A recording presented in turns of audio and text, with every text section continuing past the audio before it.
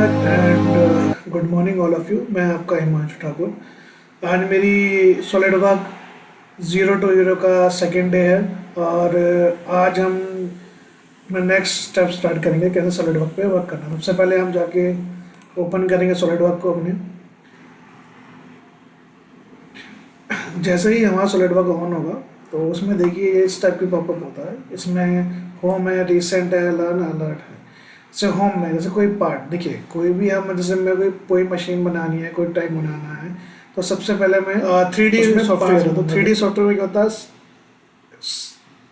चीज़ हमें दिखती है कैसे बन रही है। तो अब एक साथ बनाना वो पॉसिबल नहीं होता, तो हम उसके छोटे छोटे पार्ट्स को बनाते हैं। तो फिर उसके बाद उसकी असेंबली स्टार्ट करते हैं। जैसे कि हमें असेंबली करना है, उन सबको जोड़ के एक पार्ट बनाएंगे, वो असेंबली हो जाएगी। देन जब असेंबली कंप्लीट है तो उसकी ड्राइंग बनाते हैं। ड्राइंग बनाने के बाद फिर हमने जो हमारा वेंडर है या क्लाइंट है उसको हम हैंड ओवर देते हैं। तो सबसे पहले हमें क्या करना होता है, सबसे पहले हमें पार्ट बनाना है। किसी भी चीज़ का पार्ट बनाना सीखेंगे तो हम जाके पार्ट में क्लिक करेंगे। जैसे हम पार्ट में क्लिक करेंगे तो हमारा ये इंटरफेस स्टार्ट होता है। इस इंटरफेस में आपको क्या चीज़ दिखेंगी, देखिए सबसे इसमें रहता है कोऑर्डिनेट्स XYZ। ठीक है, 3D है तो XYZ में चलेगा। देन आपका यहाँ पे प्लेन रखें, front plane, top plane, right plane. ठीक है, ये प्लेन है। और कोई भी डिज़ाइनिंग की पार्ट स्टार्ट करने से पहले सबसे पहले हमें उसकी यूनिट डिफाइन करनी पड़ती है कि आपको किस यूनिट में बनाना है। मीटर में, सेंटीमीटर में, mm में, इंच में।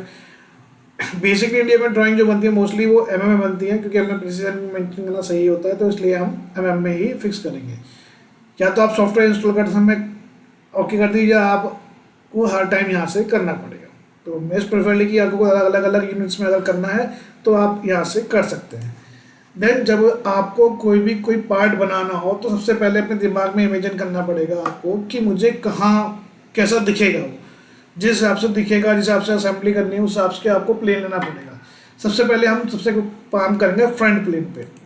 जैसे देखिए sketch, show, zoom, selection, to select और ये नॉर्मल टू। तो अभी हमें क्या करना है, स्केच यानी बनाना है। तो सबसे पहले हम जाएंगे स्केच में।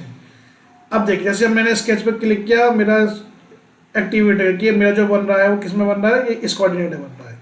अब देखिए मेरे पास यहाँ पे कौन कौन सी कमांड है, लाइन कमांड है, सर्कल है, स्प्लाइन है, कॉर्नर रेक्टेंगल है। कॉर्नर रेक्टेंगल में क्या सेंट्रल है, 3 पॉइंट है, ये जाएगा। फिर हमारे पास आर्क आएगी, हमारे पास क्लिप्स आ जाता है, हमारे पास स्लॉट आ जाता है, हमारा हेक्सागन आता है, हमारे पास चैम्फर आ जाता है। ठीक है, अब मुझे कोई भी चीज़ सबसे पहले बनानी है, लाइन से बनानी। तो मेरे पास लाइन कहाँ पे है, ये लाइन है। स्टार्टिंग पॉइंट कौन सा होगा हमारा, ये देखिए ये स्टार्टिंग पॉइंट हमारा। देखो जैसे मैं कर्सर लेके आ रहा हूँ तो स्टार्टिंग पॉइंट दिख रहा है, देखिए ये आ गया स्टार्टिंग पॉइंट। तो यहाँ से हमें स्टार्ट करना है। अब मैं देखिए ये आपको पता है कि ये क्या है, अभी हम स्केच कर रहे हैं। स्केच हमेशा 2D में होता है, तो किस में चलेगा, X और Y में। या तो ये X में जाएगा या तो ये Y में जाएगा। देखिए सॉलिड वर्क में एक एडवांटेज क्या होता है कि आप पहले से बना लीजिए, उसके बाद इसकी डायमेंशनिंग कर लीजिए। तो सबसे पहले हमने मान लीजिए मैंने एक ये लाइन खींची और दूसरी फिर से मैं, देखिए लाइन या तो आप यहाँ से ले सकते हैं या फिर अपने माउस का राइट बटन दबाएंगे आप, क्लिक करेंगे, दबा के रखेंगे और ड्रैग करेंगे तो यहाँ से स्टार्ट होता है कि लाइन का आ गया, मेजर का आ गया, सर्कल का आ गया ये।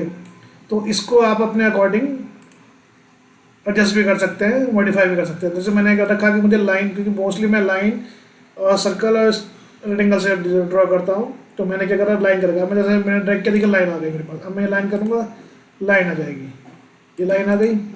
ठीक है, या तो मैं यहाँ से लाइन लिखता हूँ या तो मैं यहाँ से राइट क्लिक करके माउस का और इसे ड्रैग करूँगा। मान लीजिए सर्कल लेना तो मैं जैसे सर्कल करूँगा, देखिए सर्कल बन जाएगा।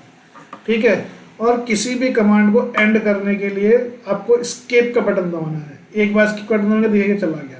अब मान लीजिए मुझे रेक्टेंगल चाहिए, मैंने फिर से राइट का ड्रैग किया और फिर मैंने रेक्टेंगल ले लिया।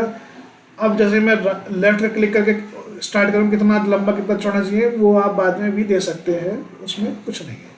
तो आप क्या करेंगे, आप सबसे पहले जैसे आपने खींचा उसके बाद आप लेफ्ट का जैसे बटन दबाएंगे, ये छूट गया। अब मान लीजिए मुझे इस देखिए आप मुझे ये नहीं जा रहा, तो मुझे क्या ना एस्केप दबाना है। एस्केप दबा दिया और किसी भी चीज़ को डिलीट करने के लिए लेफ्ट क्लिक करके दबा के रखेंगे और पूरा सेलेक्ट करेंगे, उसके बाद डिलीट का बटन दबा देंगे तो डिलीट हो गया। अब देखिए जैसे भी मैंने ये बनाया, क्या अब इसकी मुझे डायमेंशनिंग करनी है। तो सॉलिड वर्क में ये एडवांटेज होता है कि आप पहले स्केच बना लीजिए, उसके बाद उसकी डायमेंशनिंग कर लीजिए। जैसे ही मैंने ये लाइन बनाई, अब यहाँ से देखिए स्मार्ट डायमेंशन का एक ऑप्शन आ रहा होगा, स्मार्ट डायमेंशन करते ही वो बता देगा कैसे डायमेंशन देनी है। जैसे मैंने स्मार्ट डायमेंशन पे लेफ्ट क्लिक दबाया, मेरा डायमेंशन एक्टिवेट हो गया। अब मैंने यहाँ से इस पर क्लिक करके जैसे इधर ड्रैग करूँगा लेफ्ट या राइट, मेरी डायमेंशन आराम से आ जाएंगी। या फिर जैसे मैंने बताया शॉर्टकट राइट का बटन दबाकर ड्रैग करूँगा तब भी मेरा ऑप्शन आ जाएगा। ये देखिए ये मेरा ऑप्शन आ गया।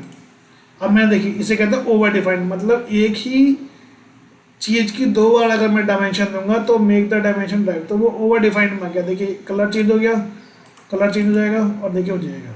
तो इसलिए और जब भी आप कोई स्केच बनाए या कोई डिजाइन बनाए तो आपको दो चीज़ें हमेशा ध्यान रखनी है। एक तो डायमेंशनिंग प्रॉपर देनी है, येलो कहाँ कहीं ना हो, ओवर डिफाइंड का ना हो, और यहाँ पे हमेशा फुल डिफाइंड। फुल डिफाइंड का मतलब नंबर ऑफ एरर्स आपके के चांसेस आगे असेंबली में कम आएंगे। तो दोस्तों आज के लिए इतना ही, आज इतना ही प्रैक्टिस कीजिए लाइन का। कल हम सर्कल कमांड पे करेंगे। ऐसे करते करते हम विदिन 30 डेज आपका सॉलिड वर्क अच्छे से रेडी करवा देंगे ताकि आप उसको यूज़ कर पाएँ। थैंक यू, मिलते हैं कल। Okay bye.